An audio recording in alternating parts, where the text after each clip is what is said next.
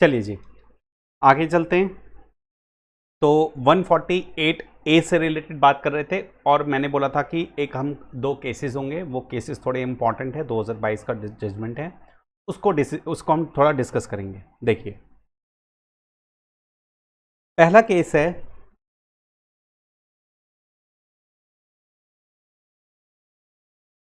एक असेसिन थी, उनका नाम था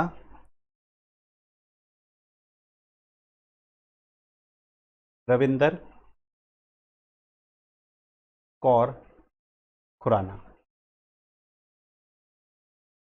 एक असेसी थी, इनका नाम था रविंदर कौर खुराना। इनकी एज थी लगभग 70 साल की एज थी। एसएससी का नाम था रविंदर कौर खुराना, फीमेल एसएससी थी, एज थी इनके लगभग 70 साल।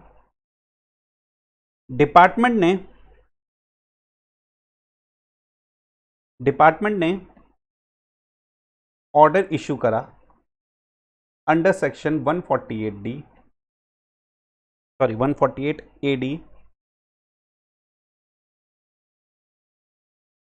148 एडी इनकम एस्केपिंग असेसमेंट का प्रोविजन चल रहा था, प्रोसेस चल रहा था। उससे रिलेटेड डिपार्टमेंट ने सेक्शन 148 एडी में एक ऑर्डर पास करा, प्लस सेक्शन 148 में रीअसेसमेंट का ऑर्डर पास करा। रविंदर कौर खुराना, जो कि 70 साल पुरानी, 70 साल एजेड एक फीमेल असेसी थी, डिपार्टमेंट ने कुछ इनका इनकम एस्केपिंग असेसमेंट का प्रोसेस चल रहा था, उससे रिलेटेड डिपार्टमेंट ने एक ऑर्डर इशू करा section 148 AD show cause notice से रिलेटेड, प्लस एक रीअसेसमेंट का ऑर्डर पास करा सेक्शन 148 में। अब दिक्कत क्या हुई, रविंदर कौर खुराना जी ने इस ऑर्डर को या जो भी 148 में नोटिस वगैरह इशू करा था, 148 ए के ऑर्डर को कहा साहब ये इनवैलिड है, मतलब ये सही नहीं है। ऐसा क्यों कहा गया? असेसी रविंदर कौर खुराना के काउंसिल, मतलब पेटिशनर के काउंसिल, मतलब असेसी के वकील ने आर्ग्यू करा कोर्ट में कि साहब ये जो ऑर्डर पास करा गया है ना, वो in violation of the principle of natural justice.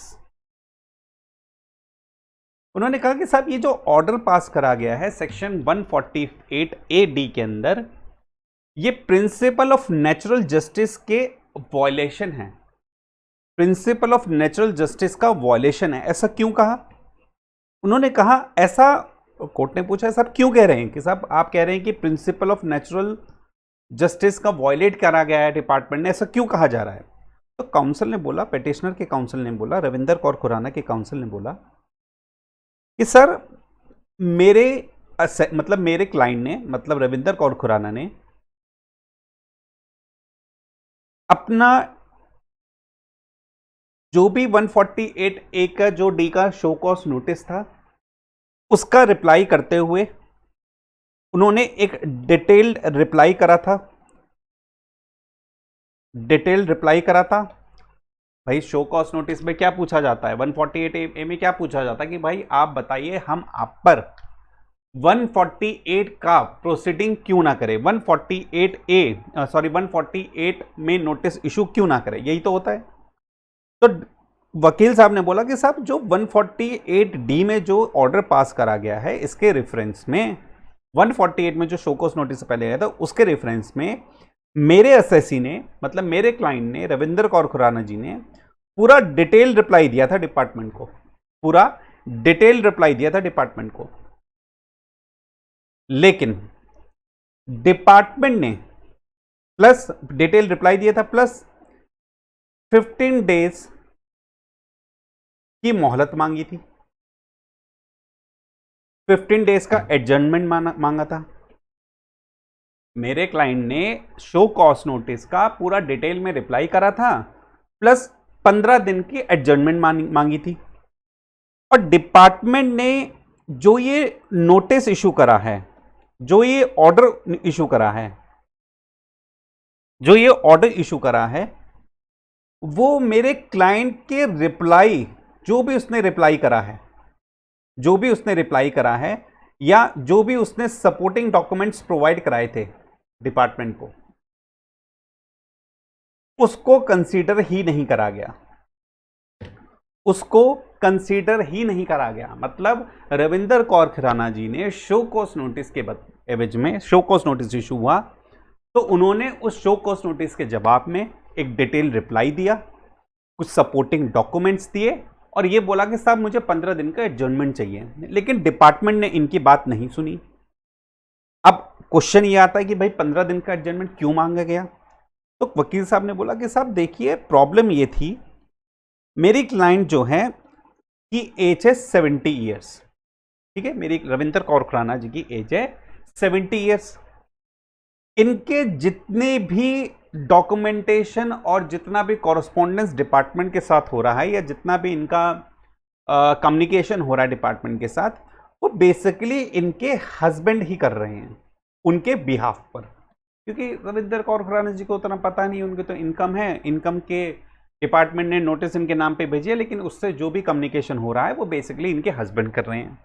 और इनके हस्बैंड की उम्र है 77 ईयर्स और वो भैया खुद बेड रिडन है, मतलब खुद बिस्तर पे पड़े हुए हैं, क्योंकि उनको एक्यूट डिप्रेशन की प्रॉब्लम है, उनको एक्यूट डिप्रेशन की प्रॉब्लम है। इन सब बातों को ध्यान में रखते हुए मेरे क्लाइंट रविंदर कौर खुराना ने डिपार्टमेंट से 15 दिन का एडजर्नमेंट मांगा था। हालांकि जो शो कॉज नोटिस इशू करा गया था डिपार्टमेंट की तरफ से, उसका रिप्लाई भी किया गया और सारे सपोर्टिंग डॉक्यूमेंट भी प्रोवाइड कराए गए, लेकिन डिपार्टमेंट ने किसी तरह के सपोर्टिंग डॉक्यूमेंट या एसएससी के रिप्लाई को कंसीडर करे बिना ही सेक्शन 148A का ऑर्डर पास कर दिया, जो कि बिल्कुल ही गलत है। और क्या बोला पिटिशनर के काउंसिल ने, मतलब पिटिशनर मतलब रविंदर कौर खुराना के काउंसिल, मतलब उनके लॉयर ने और क्या बात बोली कोर्ट में कि साहब, वो उन्होंने बोला कि साहब जो सेक्शन 148A है ना, उसमें साफ तौर से लिखा है कि जब भी सेक्शन 148AD में ऑर्डर पास किया जाएगा, जब भी सेक्शन 148AD में ऑर्डर पास किया जाएगा, उसमें एसएससी के रिप्लाई को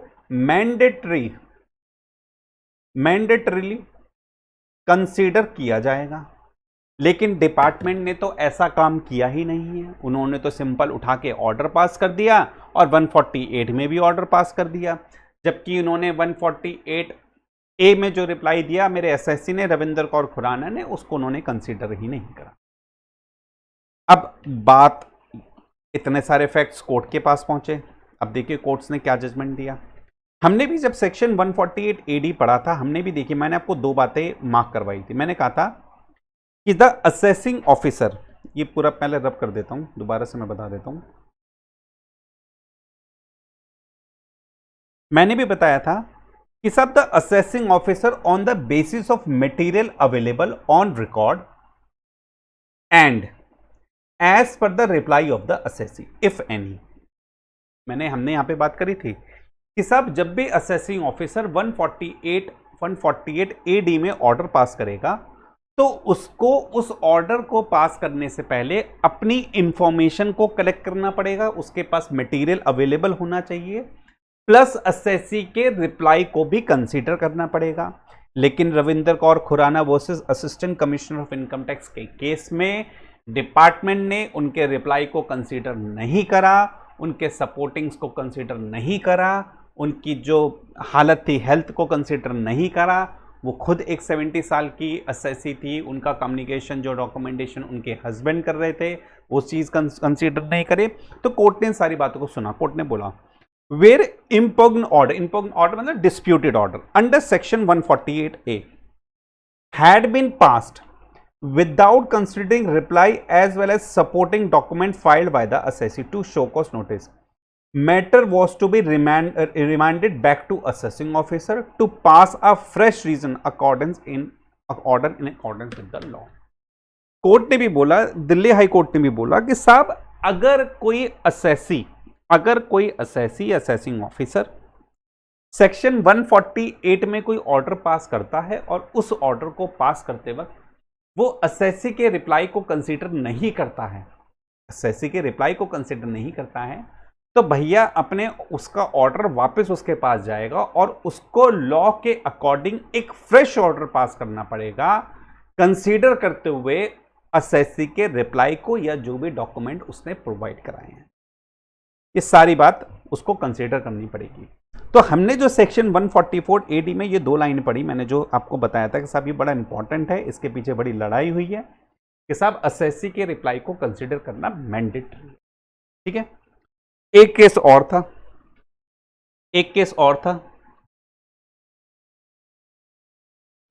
best Buildwell private limited versus ITO।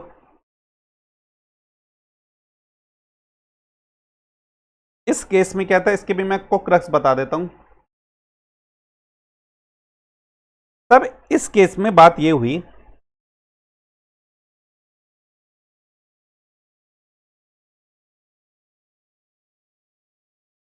कि असेसी मतलब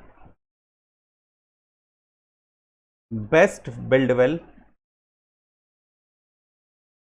प्राइवेट लिमिटेड असेसी, इन्होंने रिटर्न ऑफ इनकम फाइल करी असेसमेंट ईयर 18-19 की, असेसमेंट ईयर 18-19 की रिटर्न फाइल करी हुई थी।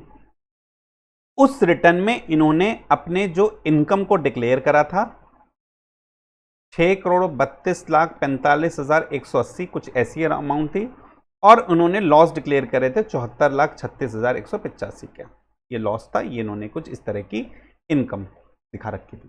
ठीक है, ये लॉसेस थे, इनकम थी।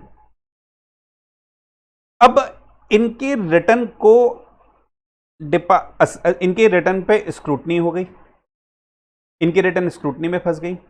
स्क्रूटनी में फंसने के बाद सेक्शन 143 में असेसमेंट ऑर्डर पास करा गया, और स्क्रूटनी असेसमेंट होने के बाद इनकी इनकम को 6,41,76,500 समथिंग कुछ ये अमाउंट इनकी इनकम डिक्लेयर करी गई।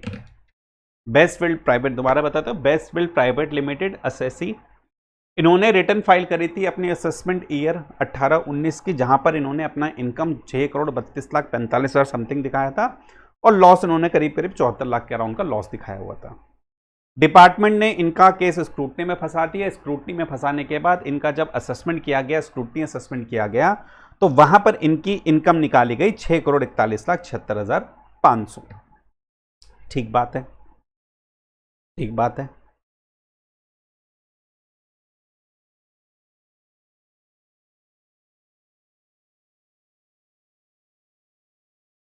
इनका जो केस स्क्रूटनी में फंसने का मेन कारण ये था, डिपार्टमेंट ने अपना जो रीजन बताया था स्क्रूटनी में मेन फंसने का रीजन ये था, डिपार्टमेंट का कहना कि साहब इन्होंने जो अपनी परचेजेस दिखाई है ना, उसमें बहुत सारी परचेजेस बोगस परचेजेस, मतलब जबरदस्ती, मतलब नकली परचेजेस है, फ्रॉड परचेजेस हैं। सिर्फ अपनी इनकम को कम करने के लिए इन्होंने अपनी परचेजेस इस तरह से दिखाई थी, डिपार्टमेंट का कहना यह था। और डिपार्टमेंट ने वो परचेजेस को बोगस परचेजेस कंसीडर करते हुए इनका स्क्रूटनी असेसमेंट कर दिया गया। ठीक बात है, इतनी बात हो गई। 16 मार्च 2022 के आसपास इन्हें 148A में या 148A में शो कॉज नोटिस इशू करा गया। लेकिन इस शो कॉज नोटिस में, भाई हमने जैसे पढ़ा है सेक्शन 148 में, जब department show cause notice issue करेगा तो उस शो कॉज नोटिस में उसको इंफॉर्मेशन, जो डिपार्टमेंट के पास इंफॉर्मेशन है और जिस इंफॉर्मेशन के बेसिस पे वो ये नोटिस इशू कर रहे हैं वो भी बताना पड़ेगा, वो रीजन भी देने पड़ेंगे, वो इंफॉर्मेशन भी प्रोवाइड करानी पड़ेगी। लेकिन डिपार्टमेंट ने ऐसा कुछ नहीं करा। उन्होंने इसको शो कॉज नोटिस इशू करा 148 में, लेकिन इस तरह की किसी तरह की कोई इंफॉर्मेशन प्रोवाइड नहीं कराई। ठीक बात है।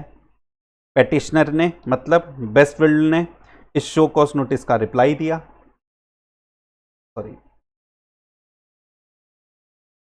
Purchases, assessee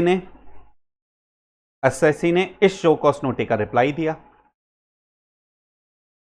assessee filed a response to show cause notice, और उस रिप्लाई में असेसी ने बोला कि भाई आप जिस बेसिस पे आपने ये मुझे शो कॉज नोटिस सेक्शन 148 में इशू करा है, मुझे वो इंफॉर्मेशन दीजिए और वो बेस बताइए जिस बेसिस पे आप मेरी परचेजेस को बोगस परचेजेस कह रहे हैं। भाई असेसी को अगर डिपार्टमेंट कहता है कि भाई हम आपको शो कॉज नोटिस इशू कर रहे हैं और स्क्रूटनी में जो केस लगा था उसमें भी रीजन यही मेंशन था कि साहब कुछ बोगस परचेजेस की वजह से, शो कॉज नोटिस में भी कुछ इस तरह की बातें थी। उन्होंने कहा भाई आप मुझे वो इंफॉर्मेशन दीजिए जिस इंफॉर्मेशन के बेसिस पे आपने ये शो कॉज नोटिस दिया है, और ऐसे रीजन दीजिए जिस रीजन पे आपको लगता है कि मेरी परचेजेस जो है बोगस परचेजेस हैं, वो मुझे रीजन बताइए। क्या ऐसे रीजन थे, क्या आपके पास ऐसी इंफॉर्मेशन अवेलेबल थी? क्योंकि एसएससी का कहना था कि साहब डिपार्टमेंट जिन परचेजेस को बोगस परचेज कह रहा है वो परचेजेस पे मैंने जीएसटी, जिस परचेजेस को डिपार्टमेंट बोगस कह रहा है भाई उन परचेजेस पे जो जीएसटी पे करा है उसका मैंने इनपुट टैक्स क्रेडिट लिया है, और जब मैंने इन पर आईटीसी क्लेम करा है, अगर ये बोगस परचेजेस होती तो जीएसटी डिपार्टमेंट इसको रिजेक्ट कर देता, लेकिन जीएसटी डिपार्टमेंट ने इसको रिजेक्ट नहीं करा। यही साबित करता है कि मैंने जो परचेज करी थी, एसआईसी ने जो परचेजेस करी थी वो जेन्युइन परचेजेस थी, बोगस परचेजेस नहीं थी। भाई मैंने उन परचेजेस पे जीएसटी का आईटीसी लिया है, टैक्स क्रेडिट लिया उन परचेजेस पे, तो साहब फिर जीएसटी डिपार्टमेंट ने रिजेक्ट क्यों नहीं करी मेरे इन परचेजेस को? तो एसएससी के बड़े वैलिड पॉइंट थे साहब। उसके बाद बात यह आई कि एसएससी ने बोला कि डिपार्टमेंट ने जो भी रीजन बनाए हैं, डिपार्टमेंट ने जिस बेसिस पे मुझे सेक्शन 148A में नोटिस दिया है या 148D में जो भी ऑर्डर पास करा है, उस ऑर्डर का सिर्फ का बेसिस वो रिपोर्ट उन्होंने ली है जो रिपोर्ट उन्होंने खुद ही बना ली है, और उस रिपोर्ट की इंफॉर्मेशन एसएससी को प्रोवाइड ही नहीं कराई गई है। एसएससी का बड़ा लॉजिक पॉइंट था कि वो कहता कि सब डिपार्टमेंट ने जो 144AD में जो ऑर्डर पास करा है, 148A में जो भी प्रोसीडिंग ली है, नोटिस इशू करा, ऑर्डर पास करा, वो उन्होंने उस रिपोर्ट के बेसिस पे करा है जो रिपोर्ट डिपार्टमेंट ने खुद बनाई है, और उस रिपोर्ट या उस रीजन या उस शो कॉज नोटिस की किसी तरह की इंफॉर्मेशन एसएससी को प्रोवाइड नहीं कराई है। क्या ऐसा ऑर्डर वैलिड ऑर्डर है जो ऐसी रिपोर्ट के बेसिस पे बना है जो डिपार्टमेंट ने खुद ही प्रिपेयर करी है और किसी तरह की कोई इंफॉर्मेशन प्रोवाइड ही नहीं कराई गई है? केस आया, देखिए कोर्ट ने क्या बोला। कहता कि where disputed order pass under section 148A relied upon a report prepared against the assessee company which concluded that assessee had shown bogus purchases from bogus entity to suppress profit or company and reduce tax liability. However, no such report which form basis for information or which assessment was proposed to be reopened had been provided to the assessee. In disputed order pass under section was to be quashed and set aside, मतलब cancel कर देना चाहिए। देखिए फिर वही बात आ रही है, यहां पर मैंने जितनी बातों पे मैंने कहा था कि साहब ये जितने भी आपको रेड वर्ड लिख रहे हैं और जो मैंने हाईलाइट भी कराए थे, ये आगे आके आपको दिक्कत देंगे और इनसे रिलेटेड बहुत डिटेल डिस्कशन भी करना पड़ेगा। अब यहां पे हमने सेक्शन 148A में हमने पढ़ा कि सब असेसिंग ऑफिसर के पास इंफॉर्मेशन होनी चाहिए, अगर वो, और ये भी पढ़ा था कि साहब वो इंफॉर्मेशन उस शो कॉज नोटिस के साथ होनी चाहिए। Such notice to show cause shall accompanied by the information, show cause notice का इंफॉर्मेशन भी देनी पड़ेगी इसको। लेकिन क्या बेस्टफील्ड के केस में डिपार्टमेंट ने इस चीज को फॉलो करा था? ना ही उन्होंने वो इंफॉर्मेशन प्रोवाइड कराई, ना ही उनके पास बोगस परचेजेस के बेसिस पे कुछ सपोर्टिंग थे।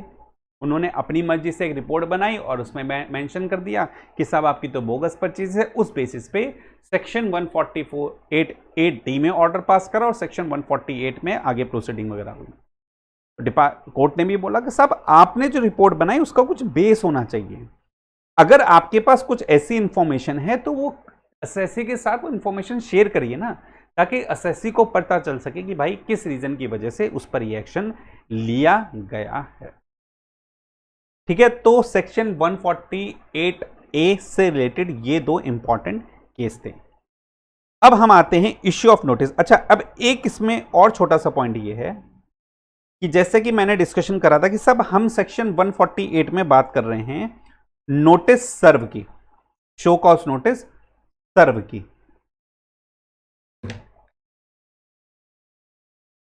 Before issuing notice under section 148, provide an opportunity being had to such assessee by serving upon him a notice to show cause as why notice under section 148 should not be issued in his case. अब यहां पर हम सर्व की बात कर रहे हैं। अब मान लीजिए डिपार्टमेंट ने किसी को नोटिस भेजा, डिपार्टमेंट ने किसी को नोटिस भेजा। अब जिस एड्रेस पे नोटिस भेजा, डाक से मान लीजिए फॉर एन एग्जाम्पल, पहले की अगर मैं बात करें, अब तो ऐसा पॉसिबल नहीं है या ऐसा हो सकता है, इसकी भी बात करेंगे। मान लीजिए डिपार्टमेंट ने किसी को नोटिस भेजा और जिस एड्रेस पर भेजा वो एड्रेस अवेलेबल ही नहीं है, या एड्रेस गलत है, या जो बंदा रहता था वो छोड़ छाड़ के चला गया है।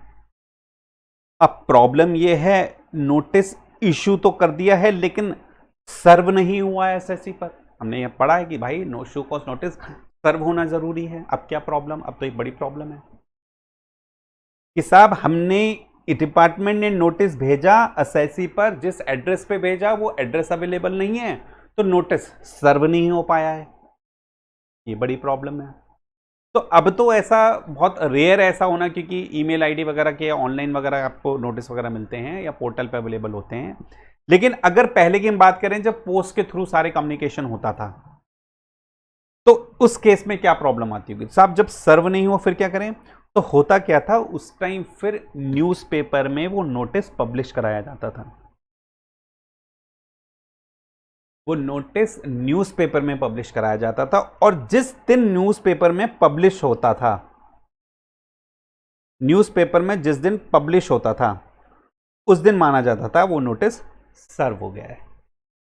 ठीक है, तो अगर इन केस अगर ये पोस्ट के थ्रू जाता था, या अगर एसएससी पे नोटिस सर्व नहीं हो पा रहा है, तो न्यूज़पेपर में पब्लिश जिस दिन होता है उस दिन माना जाता है कि नोटिस भैया सर्व हो गया।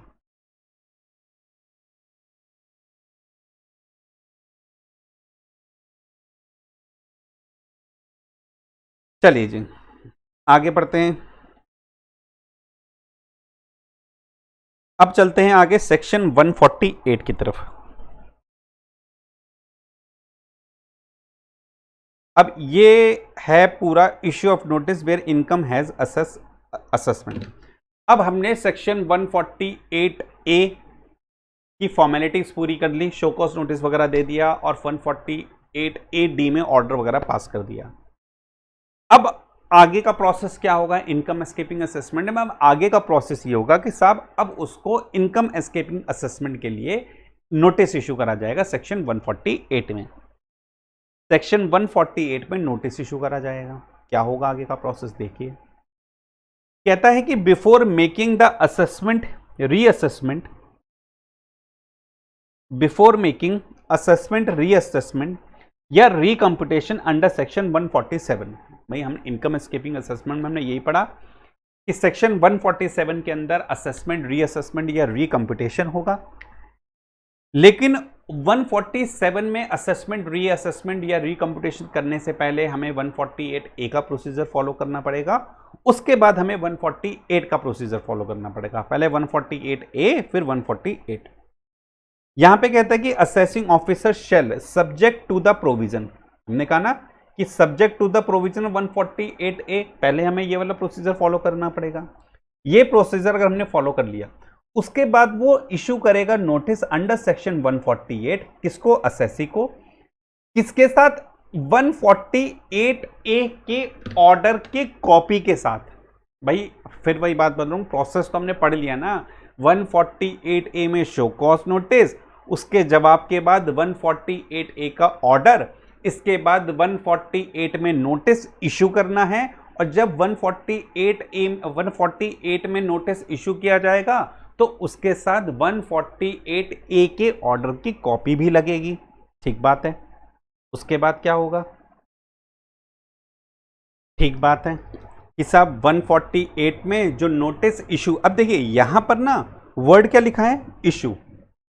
यहां पर डिपार्टमेंट नोटिस इशू कर देगा, सर्व हो ना हो इससे डिपार्टमेंट को कोई लेना देना नहीं है।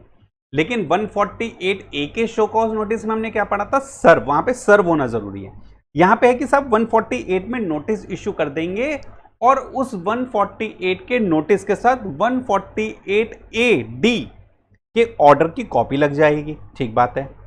अच्छा, बेसिकली 148 में नोटिस क्यों इशू करा जाएगा? देखिए 148 में नोटिस इसलिए इशू करा जाएगा कि भैया आपका इनकम एस्केपिंग असेसमेंट की वजह से हम आपकी रिटर्न फाइल, बेसिकली क्या होता है 148 में जो नोटिस इशू करते हैं उस नोटिस में डिपार्टमेंट एसएससी से बोलेगा कि भैया आप अपने रिटर्न ऑफ इनकम फाइल कीजिए, आप अपनी रिटर्न ऑफ इनकम फाइल कीजिए, requiring the assessee to furnish within period as specified in the notice, requiring the assessee to furnish within period as notified in the notice, not exceeding 3 months from the end of the month in which such written notice is issued.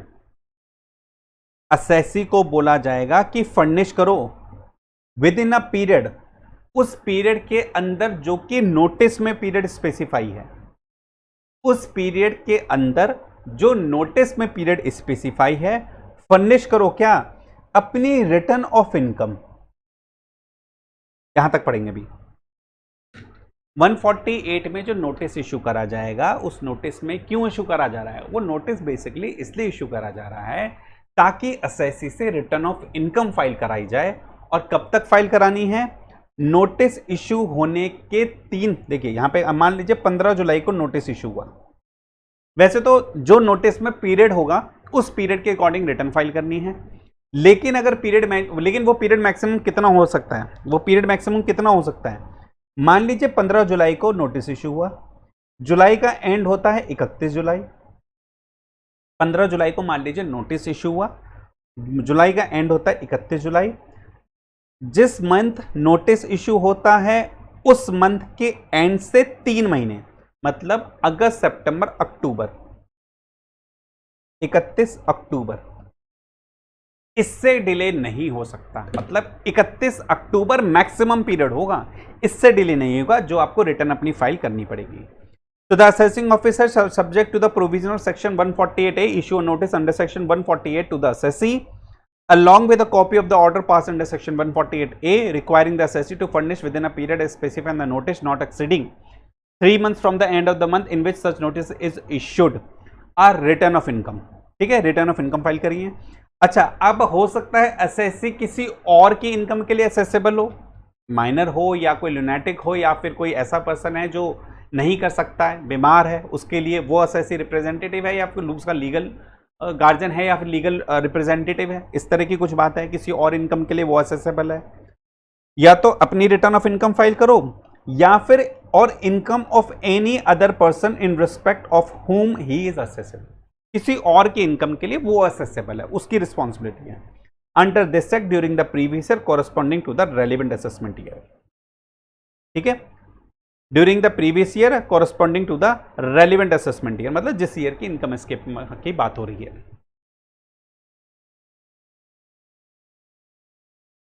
ठीक बात है, आगे देखते हैं आगे क्या बात होती है। ठीक है, अब कहते हैं कि जो रिटर्न ऑफ इनकम जो फर्निश करी जाएगी एसएससी के द्वारा, वो उसी प्रिस्क्राइब फॉर्म और मैनर में होगी। जिस प्रिस्क्राइब फॉर्म मैनर में रिटर्न फाइल करी जाती है, उसी प्रिस्क्राइब फॉर्म या मैनर में उसको रिटर्न फाइल करनी है।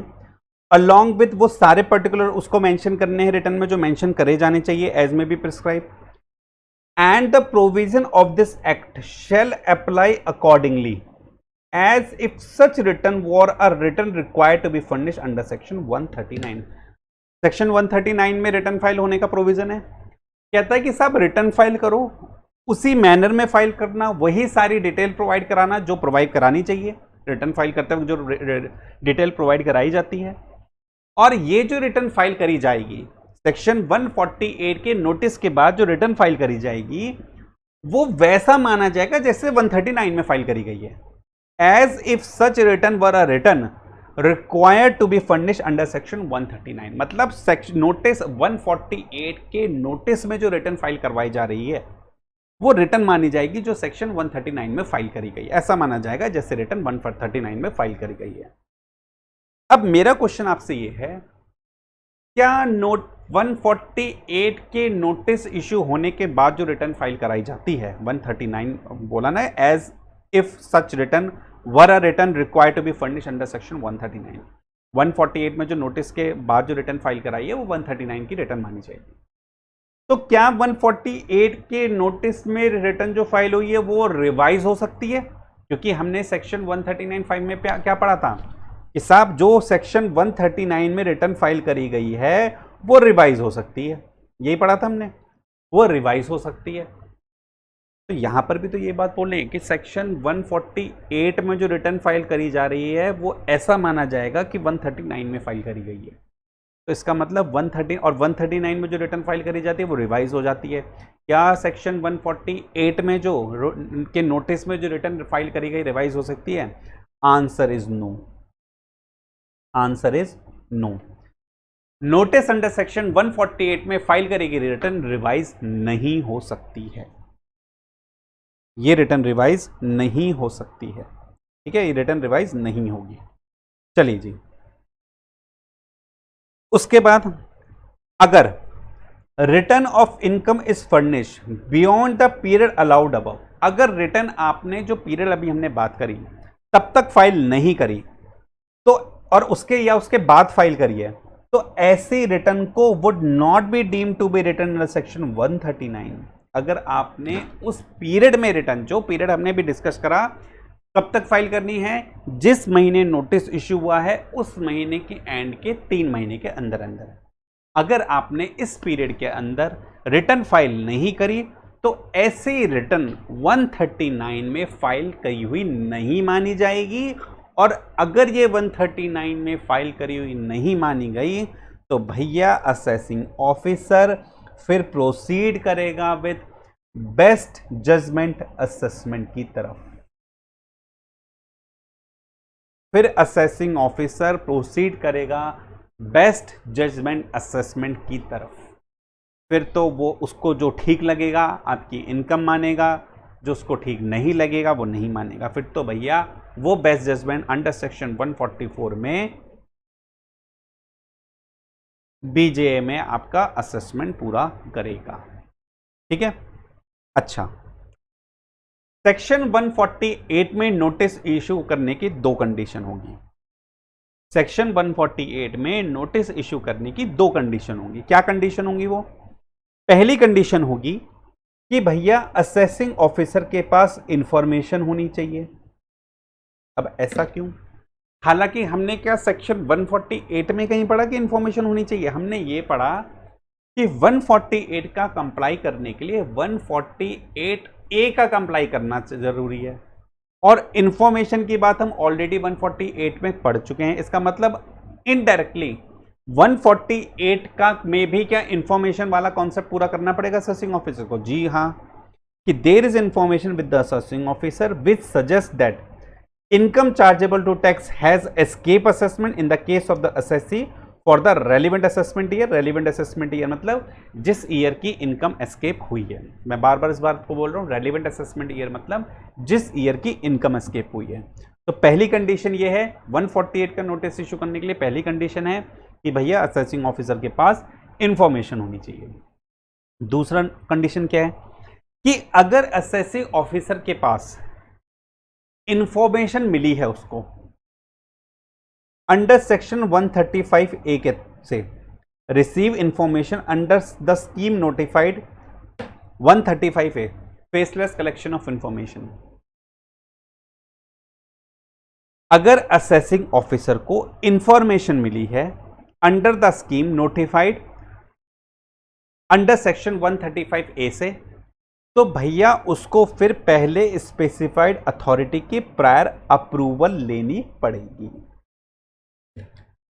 तो उसको स्पेसिफाइड अथॉरिटी की पहले प्रायर अप्रूवल लेनी पड़ेगी, उसके बाद ही वो नोटिस इशू किया जा सकता है। ठीक है, तो 148 में नोटिस इशू करने के दो कंडीशंस होंगी। पहली कंडीशन होगी इंफॉर्मेशन होनी चाहिए, तो इस तरह से ये दोनों कंडीशन पहले फुलफिल करनी पड़ेगी, उसके बाद 148 में आप नोटिस इशू कर सकते हो। अब हमने 148 और 148A दोनों जगह इंफॉर्मेशन से रिलेटेड बात करी कि साहब देखिए यहां पे भी बोला कि नोटिस इशू करना है तो इंफॉर्मेशन होनी चाहिए।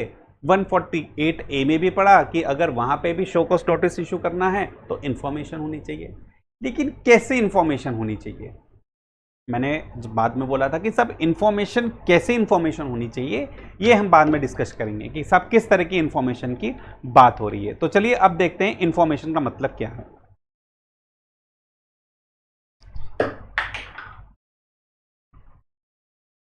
इंफॉर्मेशन का मतलब क्या है, देखिए सेक्शन 148 और 148A के लिए इंफॉर्मेशन का मतलब है, अब जरा इसको ध्यान से देखना।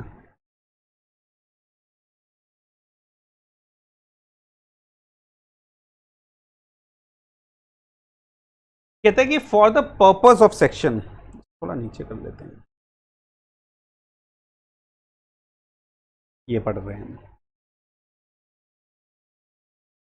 For the purpose of section 148 and section 148A information means सब ऐसी इंफॉर्मेशन, एनी इंफॉर्मेशन, कोई भी ऐसी इंफॉर्मेशन जो कि मिली है, जो कि इन अकॉर्डेंस है रिस्क मैनेजमेंट स्ट्रेटेजी के formulated by the board from time to time. Risk management strategy, अब ये क्या है, ऐसी इंफॉर्मेशन जो कि इन अकॉर्डेंस है या मिली है रिस्क मैनेजमेंट स्ट्रेटेजी के थ्रू या रिस्क मैनेजमेंट स्ट्रेटेजी के अकॉर्डेंस है। ये क्या चीज़ है, आपने सुना होगा कई बार ये बात होती है कि साहब अगर आप अपने सेविंग में 10 लाख या उससे ज़्यादा का डिपॉजिट करते हो या विड्रॉ करते हो तो information department, income tax department के पास जाती है, या फिर आप अपने सेविंग में 50 लाख का डिपॉजिट या विड्रॉ करते हो तो इंफॉर्मेशन डिपार्टमेंट के पास जाती है। तो इसी तरह से डिपार्टमेंट ने कुछ फ्लैग्स लगा रखे हैं कि साहब अगर ऐसी कोई हरकत होती है या आपने कोई हाई वैल्यू ट्रांजैक्शंस करी है शेयर्स में या म्यूचुअल फंड्स में, तो डिपार्टमेंट ने कुछ फ्लैग्स लगा रखे हैं कि साहब अगर इस तरह की अगर कोई हरकत होती है, इस तरह की कुछ ट्रांजैक्शंस होती है, तो साहब वो उनके लिए इंफॉर्मेशन का काम करेगी, वो इंफॉर्मेशन का काम करेगी। फॉर एन एग्जांपल, अगर किसी ने अपने अकाउंट में 10 लाख से ज़्यादा है, मान लीजिए 12 लाख 15 लाख डिपॉजिट करें या विड्रॉ करें हैं, डिपार्टमेंट की नज़र में आ गए हो, या आपने बहुत हाई वैल्यू 10-12 40-50 लाख या 10-20 लाख के म्यूचुअल फंड से शेयर्स में पैसा लगा, डिपार्टमेंट की नज़र में आ गए, तो ऐसा करने से हो सकता है आप पे इनकम एस्केपिंग असेसमेंट की कार्रवाई की जा सकती है अगर डिपार्टमेंट को इंफॉर्मेशन मिलती है, क्योंकि इंफॉर्मेशन मिलना जरूरी है। इंफॉर्मेशन क्यों मिलना जरूरी है, हमने फिर वही बात आती है कि 147 की प्रोसीडिंग करनी है तो 148A से गुजरना पड़ेगा और वहां पर इंफॉर्मेशन की अग्नि में जलना पड़ेगा। ठीक 148 में अगर फिर 148 में आओगे वहां पर इंफॉर्मेशन करनी पड़ेगी, आपको इंफॉर्मेशन चाहिए, तो इंफॉर्मेशन जब डिपार्टमेंट के पास नहीं होगी तो भैया फिर बड़ा मुश्किल हो जाएगा। तो इसलिए इंफॉर्मेशन, ऐसी इंफॉर्मेशन जो कि डिपार्टमेंट ने एक जो फ्लैग्स लगा रखे कि साहब अगर ऐसी कोई ट्रांजैक्शन होती है तो उससे डिपार्टमेंट इंफॉर्मेशन ले लेगा या वो इंफॉर्मेशन के तौर पे काम आएगी। अगर किसी एसएससी के लिए कोई ऑडिट ऑब्जर्वेशन है, कोई audit observation has been made in accordance with the provision of the act, of this act, मतलब इनकम टैक्स एक्ट। अब टैक्स ऑडिट वगैरह होता है, वहां पे कोई अगर ऑब्जर्वेशन आ गई है तो क्या वो ऑडिट ऑब्जर्वेशन डिपार्टमेंट अपने लिए यूज नहीं कर सकता उस एसएससी के अगेंस्ट में, जिसके अगेंस्ट में वो ऑडिट ऑब्जर्वेशन आई है? बिल्कुल कर सकता है। देखिए, इंफॉर्मेशन का जरूरी थोड़ा ना है कि घर में घुस के इंफॉर्मेशन मिलेगी, ऐसा कोई जरूरी थोड़ा है। अगर किसी के घर में भी घुस रहे हो, मान लीजिए सर्च भी कर रहे हो या रेड डाल रहे हो, तो उसके लिए भी तो आपके पास पहले इंफॉर्मेशन होनी चाहिए ना। वहां पे हमने पढ़ा था सर्च एंड सीजर में, आपने पढ़ा होगा रीजन टू बिलीव। वो रीजन टू बिलीव क्या है कि मतलब कोई ऐसा रीजन, इंफॉर्मेशन होनी चाहिए जिसकी वजह से वो सर्च एंड सीजर का प्रोसेस कर रहा है डिपार्टमेंट। तो यहां पर भी कह रहा है कि साहब कोई इंफॉर्मेशन होनी चाहिए, तो वो इंफॉर्मेशन अगर किसी की ऑडिट ऑब्जर्वेशन है, क्या वो इंफॉर्मेशन नहीं है? बिल्कुल एक अलार्मिंग पॉइंट है उस एसएससी के अगेंस्ट में, वो भी ऑडिट, वो भी इंफॉर्मेशन है। या फिर उसको इंफॉर्मेशन मिलती है एग्रीमेंट के, रिसीव अंडर एग्रीमेंट, डीटीए में कोई इंफॉर्मेशन मिलती है, डीटीए से के एग्रीमेंट से कोई इंफॉर्मेशन मिलती है, सब कितनी ट्रांजैक्शन हो रही है फॉरेन में, कितना बाहर टैक्स पे करा गया है, या टैक्स नॉन टैक्सेबल है तो सब कितनी इनकम कमाई है, तो वहां से भी इंफॉर्मेशन मिल सकती है।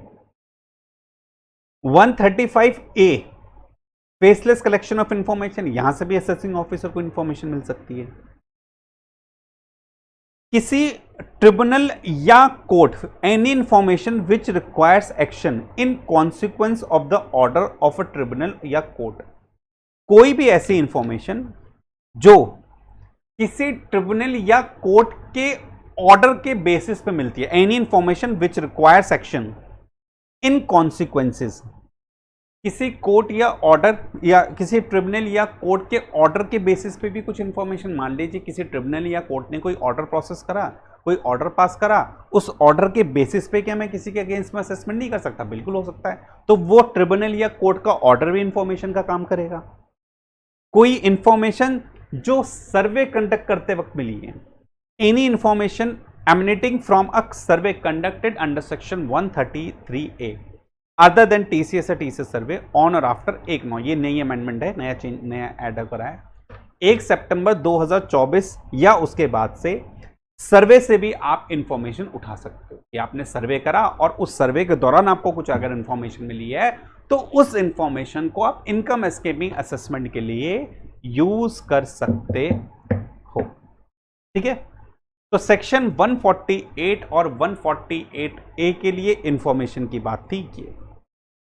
चलिए अब जरा हम वापस से एक बार देख लेते हैं हमने अभी तक क्या क्या पढ़ लिया है पिछले वीडियोस में। हमने पढ़ा सेक्शन 147 कहता है कि भैया इनकम एस्केपिंग असेसमेंट होगा, लेकिन उस इनकम एस्केपिंग असेसमेंट होने के लिए आपको सेक्शन 148 से होकर गुजरना पड़ेगा।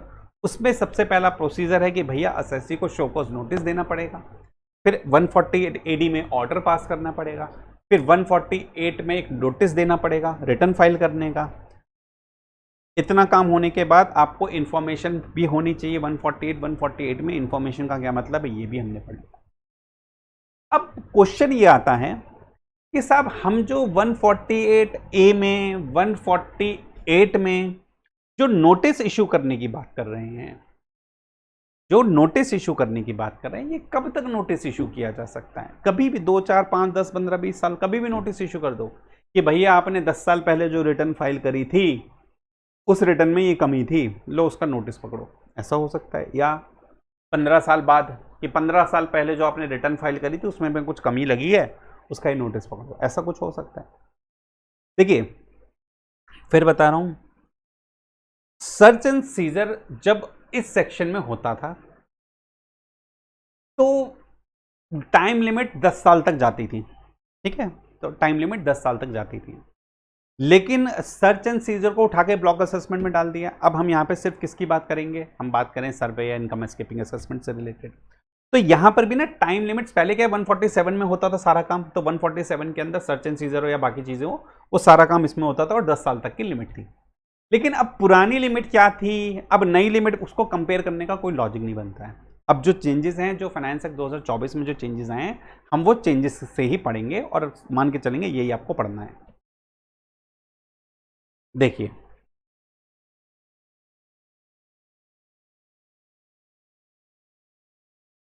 सेक्शन 149 जो कि बताता है time limit for notice under section 148 and 148A। कहता है कि साहब 148, पहले हम पढ़ते हैं कि 140, पहले 148 ए के पढ़ते हैं कि 148 में नोटिस कब तक इशू किया जा सकता है। 148 में जो हम शो कॉज नोटिस इशू करते हैं कब तक इशू किया जा सकता है। कहता है कि इफ 3 साल have elapsed from the end of the relevant assessment year unless the case fall under clause B. ये कहता है मान लीजिए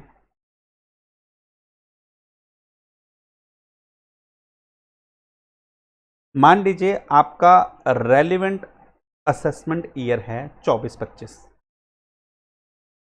ठीक है।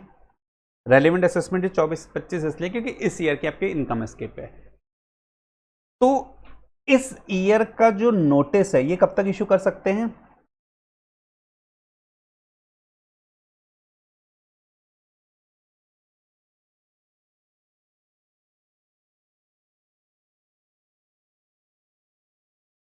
एक साल, 2 साल, 3 साल, कुछ ऐसी बात लिखी है कि साहब आप 148 ए में शो कॉज नोटिस इशू कर सकते हो if 3 year have elapse from the no show cause notice, मतलब 3 साल बीतने के बाद। तो इन शॉर्ट अगर कहूं तो कब तक इशू किया जा सकता है? मैक्सिमम 3 साल तक। Relevant assessment year unless the case fall, अब बी क्या है वो पढ़ेंगे, from the end of the relevant है। तो अगर हमारा assessment year, relevant assessment year 24-25 है, अगर हमारा रेलिवेंट असेसमेंट ईयर 24-25 है तो इसका नोटिस कहां तक जा सकता है? 2028 तक। 2028 तक इसका नोटिस इशू किया जा सकता है। अच्छा, अब हम इसको ऐसे देखें कि 24-25 में पिछले कौन से ईयर तक का नोटिस इशू कर सकते हैं? 2023 2024 1 साल, 2022 से 2023 2 साल, 2021 से 2022। मतलब अब हमारा रेलिवेंट असेसमेंट ईयर अगर 2025 है तो पिछले 3 साल ये होगा, या हम इस 2025 से अगले 3 साल 2028 तक ही ये मेरा रेलिवेंट असेसमेंट ईयर होगा। ये मेरा रेलिवेंट असेसमेंट ईयर होगा। अच्छा, अब ये जो हम बात कर रहे हैं कि अगर मान लीजिए मेरा income escaping assessment for an example 2020 से 2021, ठीक है। तो अब अगर मुझे हर साल मान लीजिए कुछ ना कुछ इनकम अगर चोरी हुई है, अगर डिपार्टमेंट को लगता है कि भैया इसकी तो चोरी हुई है 2020-21 में इसने जो इनकम एस्केप करी थी, तो मैं कह रहा हूं कि कब तक इशू हो सकता था? 2021 के एंड, रेलिवेंट असेसमेंट ईयर हुआ क्योंकि इस ईयर की इनकम एस्केप हुई है 1 2 3, तो 2024 तक इशू कर सकते थे। क्या अब 2025 में इशू किया जा सकता? नहीं। तो इसका मतलब 2025 में जो इशू किया जा सकता कहां तक का? 2022 तक का। पिछले 3 साल तक का तो इशू हो जाएगा। तो 23-24, 22-23 और 21-22। अब हम यहां देखें 2022 का एंड 31 मार्च 2022, इसका 1 साल, 2 साल, 3 साल, तो 2025 तक ये हम नोटिस इशू कर सकते हैं।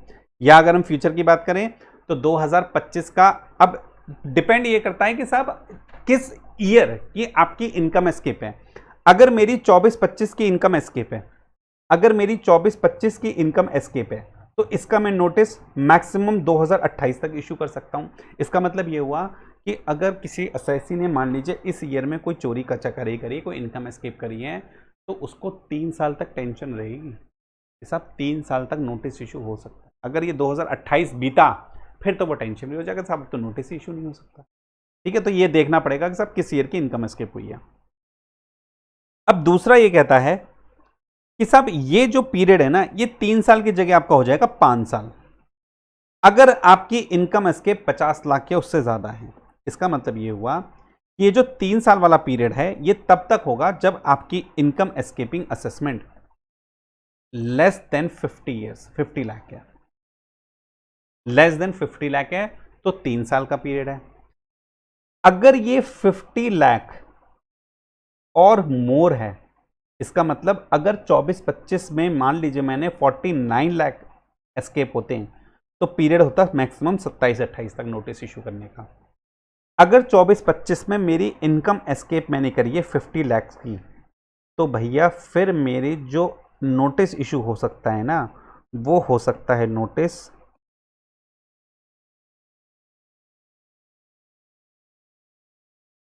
1 साल, 2 साल, 3 साल, 4 साल, 5 साल, 2030 तक मुझे नोटिस इशू किया जा सकता है। If 3 years but not more than 5 years have elapsed from the end of the relevant assessment year, unless income chargeable to tax which has escaped assessment as per the information with the assessing officer amounts to or likely to amount 50 lakh की है या हो सकता है 50 लाख से ज्यादा की निकले। अगर क्योंकि यहां कह रहे लाइकली, अगर असेसिंग ऑफिसर के पास ऐसी इंफॉर्मेशन है कि इस असेसी की 24-25 की इनकम 50 लाख से ज्यादा की निकलेगी, या फिर मान लीजिए मैं अब 2007 इस ईयर में हूं आ गया, मान लीजिए फॉर एन एग्जांपल, मान लीजिए मैं इस ईयर में आ गया हूं। एक काम करता हूं, इसको मैं रब कर देता हूं। मान लीजिए ये हमारा था 2024-25, 25-26, 26-27, 27-28, 28-29, 29-30। मान लीजिए 2000, अब फॉर एन एग्जांपल हाँ अभी ये असेसमेंट ईयर या जो भी ईयर चल रहा है 2029-30 चल रहा है, ठीक है। अब असेसी को कुछ इंफॉर्मेशन मिली और इंफॉर्मेशन के अकॉर्डिंग असेसी को लगा कि साहब 2024-25 में ना असेसी की 30 लाख रुपए की एस्केप असेसमेंट था। क्या वो इस असेसमेंट ईयर में बैठा है? क्या इस ईयर के लिए नोटिस इशू कर सकता है? आंसर इज नो, क्योंकि हमने क्या काम करा कि सब 3 साल तक के बाद नोटिस इशू नहीं किया जा सकता। इसका नोटिस इशू किया जा सकता था यहां तक, सिर्फ यहां तक नोटिस इशू किया जा सकता था।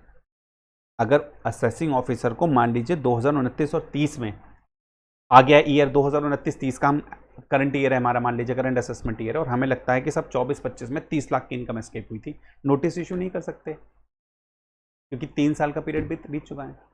लेकिन अगर उसको इन्फॉर्मेशन है कि साहब इसने इस ईयर में 50 लाख की गबन करा था, 50 लाख की इनकम एस्केप करी थी, तो इस ईयर में होने के बावजूद क्या इसको इस ईयर का नोटिस इशू किया जा सकता था? बिल्कुल किया जा सकता है। हमने क्या पढ़ा कि साहब 5 साल तक पीरियड तक हम नोटिस इशू कर सकते हैं।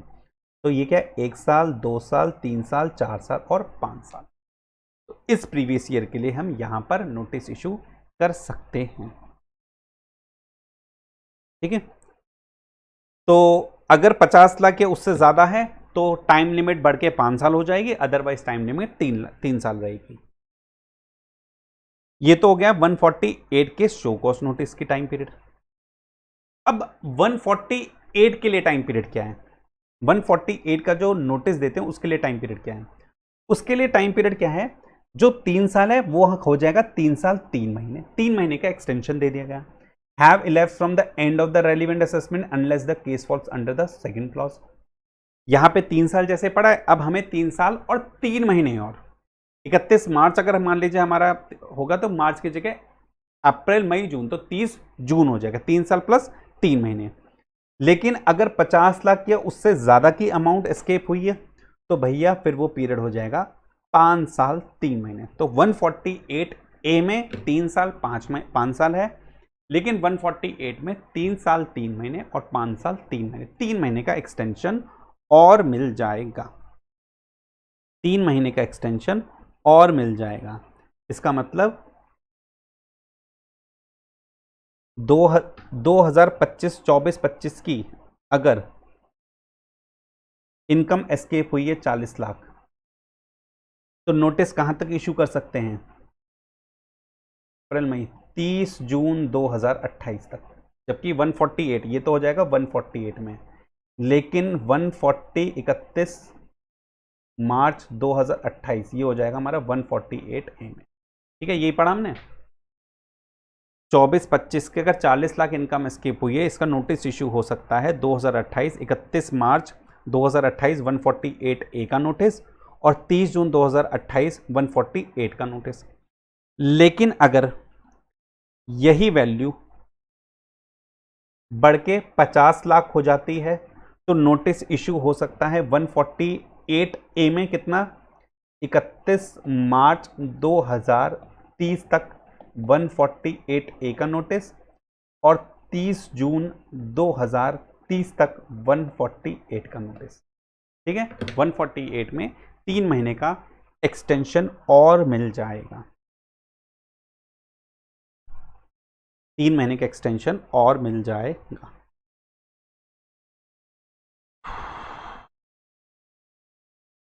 तो इस तरह से ये था आपका सेक्शन 149।